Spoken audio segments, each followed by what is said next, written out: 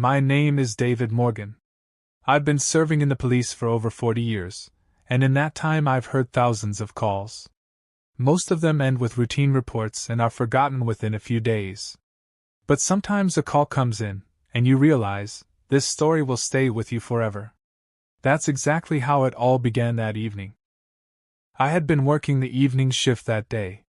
It was one of those quiet days when nothing serious seemed to be happening. A couple of routine calls, some paperwork, nothing unusual. After more than 40 years in the police, you learn to appreciate such days. Silence in our work usually means that somewhere people are simply living their lives peacefully. It was already getting dark outside when I noticed a man sitting in the waiting area of the station. Elderly, thin, with gray hair and a slightly stooped posture. He had been sitting there for quite a while, just looking at the floor. At first I thought he was waiting for someone. But after about 20 minutes he was still there. I walked over. "Good evening. Can I help you?" He looked up slowly. "My name is Thomas Gray." His voice was quiet, almost uncertain. "I live on Willow Street." I nodded. "What seems to be the problem, Mr. Gray?" He hesitated for a moment, as if unsure whether he should say it at all. "I think something strange is happening in the house across from mine. In my work you hear that phrase quite often. Something strange. Sometimes it means nothing more than a barking dog or loud music. Sometimes it means something much worse." "What exactly do you mean?" I asked. He rubbed his hands together nervously. "At night, I hear screams." I didn't react immediately. People sometimes mistake sounds in the night, television, arguments, even animals. "Screams?" I asked. He nodded slowly. "A child." That made me pay closer attention. "How long has this been happening?" "About 2 weeks." "Did you call the police before?" He shook his head. I wasn't sure. I thought maybe I was imagining things. He looked embarrassed, like someone who was afraid of wasting our time. "But last night I heard it again." "And tonight?" "No, but I'm sure something is wrong." I studied his face for a moment. After years in this job you start to notice small details. The way a person speaks, the way their eyes move, the tension in their voice. He didn't look like someone inventing a story. He looked like someone who had been thinking about it for a long time. "Which house?" I asked. He told me the address. The house was in my patrol area. "All right, Mr. Gray," I said. "Let's take a look." He seemed surprised. "Now?" "Yes. Sometimes the best way to find out the truth is simply to go and see." We drove there together. Thomas Gray sat quietly in the passenger seat, his hands folded in his lap. Street lights slid across his face as we drove through the neighborhood. He looked tense, but not afraid. More like someone who had been carrying worry for too long. "Is it far?" I asked. 10 minutes. We turned onto a quiet residential street. Small houses, neat lawns, a few parked cars. Everything looked calm. Too calm for a story about screams. "There," he said, pointing. I slowed the car. Across the street stood a small 2-story house. Only the kitchen light was on. The rest of the windows were dark. "That one?" "Yes." I turned off the engine and watched the house for a moment. Nothing moved. No sounds. "When do you usually hear the screams?" I asked. "Late at night. After midnight." "Every night?" He thought for a moment. "Not always. Sometimes once a week, sometimes more." "And you're sure it's a child?" He nodded. "I've lived a long life, officer. I know what a child's cry sounds like." We stepped out of the car. The night air was cool. Somewhere in the distance a dog barked. I looked at the house again. "Who lives there?" "A man. I've seen him a few times." "Alone?" "I think so." "You think?" "Sometimes I feel like there might be someone else, but I almost never see anyone near the house." I took out my flashlight. "All right. Let's go take a look." We crossed the street. Gravel crunched under our boots. When we reached the door, I knocked. No answer. I knocked again. After a few seconds, we heard footsteps inside. The door opened. A man about 40 stood there. Tall, unshaven, wearing a gray t-shirt. He looked first at me, then at Thomas. "Can I help you, officer?" I introduced myself. "We received a report about possible screams coming from your house." He frowned. "Screams?" "Yes." He gave a short laugh. "I think your neighbor must be mistaken." I studied him carefully. He seemed calm, almost too calm. "Do you live here alone?" "Yes." "May I ask you a few questions?" He shrugged. "Sure." I stepped forward. "Do you have children?" "No." "Any relatives staying with you?" "No." "Pets?" "Just a cat." I glanced back at Thomas. He stood a little behind me, watching silently. "Would you mind if we stepped inside and made sure everything is all right?" The man hesitated for a second. It was a very short pause, but I noticed it. Then he opened the door wider. "Of course." We entered. The house looked ordinary. A kitchen, a table, a couch in the living room. No signs of a struggle. I walked slowly through the room. "You mind if I check the first floor?" "Go ahead." I looked into the kitchen, the bathroom, a small storage room. Nothing. The man stood nearby watching me. "See?"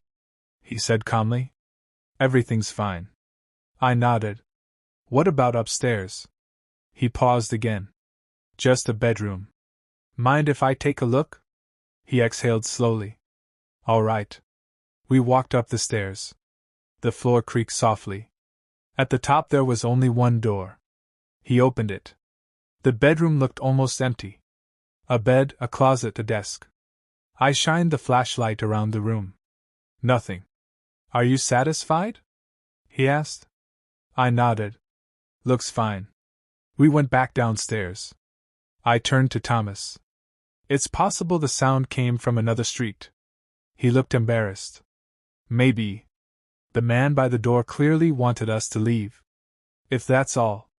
"Yes," I said. "Thank you for your cooperation." We stepped outside. When the door closed behind us, Thomas said quietly, "I know what I heard." I looked at the house. "Sound can echo between houses." He shook his head. "No." I was about to answer when I noticed something strange. For a brief second, a shadow moved behind the curtain on the second floor. Very quickly. I frowned. "Did you see that?" "What?" "The window." Thomas looked up. The curtain was perfectly still. I watched it for a few seconds more. Then I said, "Maybe it was nothing." We walked back to the car. I started the engine. "Thank you for reporting it," I said. He nodded. "I'm sorry if I wasted your time." "No. You did the right thing." I drove him home. As he got out of the car, he said, "Officer, sometimes bad things look completely ordinary."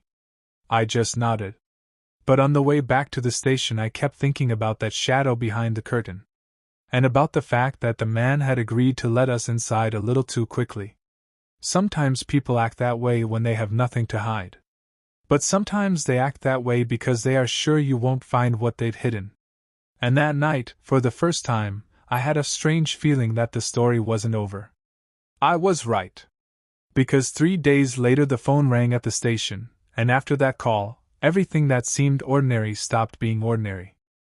3 days passed. I had almost stopped thinking about that house. In our job it happens all the time, dozens of calls, dozens of conversations, and most of them end with nothing. Just small episodes that dissolve into the flow of the shift. But sometimes intuition stays. The shadow behind the curtain kept coming back to my mind. That evening I was sitting at my desk filling out a report from another call when the dispatcher picked up the phone. At first I didn't pay attention to the conversation. But after a few seconds I heard his voice become more serious. "Repeat the address," he said. He wrote something down on a piece of paper and looked at me. "Morgan." I looked up. "Looks like it's your area." He handed me the paper. "The address?" "That same house." I felt something tighten inside my chest. What happened? I asked. A neighbor called. Says he heard a child scream. Then a thud, and silence. I was already standing up from my chair. Who called? Thomas Gray. I grabbed my keys. I'm heading out. The night was quiet. Too quiet. When I drove onto the street, the house looked exactly the same as 3 days before. The kitchen light was on. No movement. But Thomas was standing near the curb. He walked up to the car right away. Officer. I heard it again. He looked paler than before. When? I asked. About 10 minutes ago. What exactly? A scream. Very short. And then? Like something fell. I looked at the house. Are you sure? He nodded firmly. Yes. I got out of the car and walked to the door. I knocked. Silence. I knocked harder. Police! A few seconds later we heard footsteps inside again. The door opened. The same man. But this time his calmness looked slightly strained. You again, officer? We received a report about a scream. He rolled his eyes. Seriously? I looked at him carefully. May we come in? We already checked the house. This will take a minute. He slowly exhaled. Fine. We entered. The house looked almost the same. But something in the air felt different. A smell. Very faint. The smell of dampness, and something else. Where's your cat? I asked. He shrugged. Somewhere in the house. I started checking the rooms. Kitchen. Living room. Closet. Everything looked normal. But the feeling wouldn't leave. I walked toward the stairs. Let's go upstairs again. The man didn't say anything. We climbed to the second floor. The same bedroom. The same bed. The same desk. I walked across the room and stopped. On the floor near the closet there was a rug. It looked slightly moved. Have you moved the furniture recently? I asked. No. I crouched down and lifted the edge of the rug. Under it was a hatch. A small wooden door built into the floor. I looked at the man. What's this? He answered too quickly. An old basement. There's nothing down there. Let's open it. He stepped forward. There's really nothing there. I was already lifting the hatch. The wood creaked. Cold air rushed out of the darkness below. And that smell became stronger. I turned on my flashlight and pointed the beam down. A staircase disappeared into the dark. We're going down, I said. The man stood completely still. I went down first. Each step creaked quietly. The basement was small. Concrete walls, old boxes, a few shelves. I slowly swept the room with the flashlight. And that's when I saw him. In the far corner. A small figure. A boy about 10 years old sitting on the floor with his knees pulled to his chest. The beam of light made him flinch. He looked up. There was fear in his eyes. The kind of fear you cannot fake. I spoke slowly. It's okay. I'm police. He didn't answer. I went back upstairs. The man was standing by the staircase. You said there was nothing down there, I said quietly. He said nothing. Hands behind your back. He didn't resist. Within an hour, several police cars were parked near the house. Paramedics were examining the boy. He turned out to be a missing child from a neighboring town. He had been missing for almost 2 weeks. I stood near the patrol car and looked at the house. Thomas Gray walked up to me. I was right, he said quietly. I looked at him. Yes. He was silent for a long moment. Then he asked, How long do you think he was down there? I remembered the smell in the basement. The darkness. The terrified eyes of the boy. Too long, I said. Thomas nodded slowly. I was afraid nobody would believe me. I put my hand on his shoulder. Sometimes the most important thing is simply to speak.